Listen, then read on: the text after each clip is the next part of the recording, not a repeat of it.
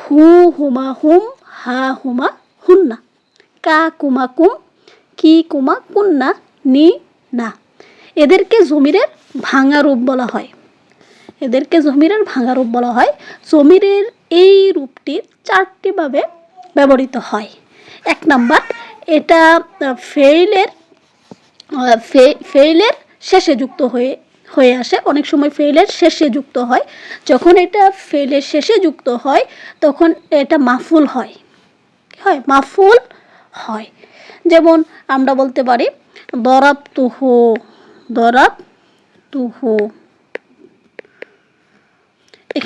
এইখানে এই হুটা হচ্ছে ফেলের, দরাবতু ফেলের সাথে হু জমিরটা যুক্ত হয়েছে। এখানে দরাবতু ফেল এবং ফাইল আছে, আর হুটা হচ্ছে কি মাফুল। আর এখানে হুটা জমিরটা হচ্ছে কি জমিরে মাংসুব মুত্তাসিল। আবার এই ভাঙা জমিরগুলি যদি এরা ইয়া যুক্ত হয়ে ফেলের পূর্বে ব্যবহৃত হয়, যেমন আমরা বলতে পারি ইয়াকা নাস্তাইন, ইয়াকা নাস্তাইন, ইয়াকা নাস্তাইন। এখানে যখন এরা ইয়া যুক্ত হয়ে ফেইলের পূর্বে ব্যবহৃত হয়, ফেইলের পূর্বে যে নাস্তাইন এটা একটা ফেইলের পূর্বে ব্যবহৃত হয়, তখন সেটা মাফুলে মুকদ্দাম হয়। কি হয়? মাফুলে মুকদ্দাম, মানে শুরুতে এটা মাফুল হিসেবে ব্যবহৃত হয়, মুকদ্দাম হয়। আর মাফুলে মুকদ্দাম, আর এটা জমিরের নাম হয় জমিরে মাংসুব মুনফাসিল। এটা হচ্ছে মাংসুব মুনফাসিল, মাংসুব মুনফাসিল, মুনফাসিল। আচ্ছা, আবার এরা যদি ইসিমের শেষে যুক্ত হয়, এরকম ভাবে ইয়াকা নাস্তাইন, ইয়াকা না'বুদু বলতে পারি, ইয়াকা না'বুদু। যখন এরা ইসিমের সাথে যুক্ত হয়, যখন এখানে হু হুমা হুম, হা হুমা হুন্না, কা কুমা কুম, কি কুমা কুন্না, নি না। যখন এরা ইসিমের শেষে যুক্ত হয়, ইসিমের শেষে যদি এই ভাঙা রূপগুলা হয়, হ্যাঁ, এই ভাঙা রূপগুলা হলে তখন এরা জমিরে মাজরুর মুত্তাসিল হবে। যেমন যদি বলি আমরা মা ইসমুকা, মা ইসমুকা, এখানে যে কা ইসমুকা ইসিম এর শেষে যুক্ত হয়েছে। অথবা আমরা বলতে পারি হাদা কলামুহু, হাদা কলামু। এইখানে এই যে হুটা, তখন এটা তারকিবে মুজাফি ইলাইহি হয়।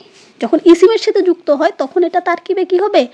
মুজাফি ইলাইহি হবে, মুজাফ ইলাইহি হবে। আর মুজাফি ইলাইহি আমরা জানি কিন্তু মাজরুর হয়।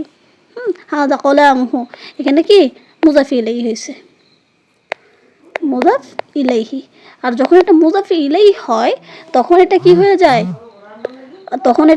যায়? জমিরে মাজরুর মুত্তাসিল হয়ে যায়। ঠিক আছে। আর যদি এটা গেল 3 নাম্বার। আর যদি এটা কি হয়, এরা যদি হরফ বা অব্যয় বা প্রিপোজিশনের পরে আসে, হরফ বলতে পারি, অব্যয় বলতে পারি, বা প্রিপোজিশনের পরে আসে, যদি এরকম হয় তাহলে ওই হরফটি যেই প্রকারের আমেল হবে সেই অনুযায়ী জমির তার নাম হবে। যেমন হরফে জার যদি হয়, যেমন ধরেন মিনকা, আমরা যদি বলি মিনকা, এটা কি হরফে জার, এখানে হরফে জার বিদায় এখানে জের হয়েছে, তার মানে এটা মাজরুর মুত্তাসিল। হ্যাঁ, মাজরুর মুত্তাসিল। ইন্নাকা, এখানে ইন্নাকা যেহেতু আছে তাহলে এখানে ইন্নার পরে আসছে, তার মানে ইন্নাটা হরফে মুশাব্বাহাতু বিল ফিল, আর কাটা হচ্ছে কি ইসমে ইন্না। ঠিক আছে। এই হচ্ছে আমাদের জমিরের যে অবস্থানগুলো বললাম। যে এখন আমরা যে বিষয়টা মনে রাখবো, যে পেশের অবস্থায় জমিরকে জমিরে মারফু বলে, জবরের অবস্থায়কে জমিরে মাংসুব বলে, জেরের অবস্থায় জমিরকে জমিরে কি বলে, জেরের অবস্থায় মাজরুর বলে। তাহলে জমিরের আমিল প্রকাশ্যভাবে যদি উল্লেখ থাকলে হবে কি মুত্তাসিল। যেমন দরাবুহু, এখানে হুটা আমেল, দরাবা। ইন্নাহু, এখানে হুটা কি ইন্না, যা প্রকাশ্য আমেল। আর যদি জমিরের আমেল পূর্বে উল্লেখ না থাকলে সেটা কি হয়? মুনফাসিল হয়। যেমন হুয়াল্লাহ, হ্যাঁ, এখানে উল্লেখ নেই, তখন তার মানে এটা কি মুনফাসিল হবে। ঠিক আছে, এই হচ্ছে আমাদের আলোচনা। আচ্ছা, তাহলে জমির সম্পর্কে আমরা কি, জমিরের ভাঙা অংশটুকু আমরা পড়ে ফেললাম।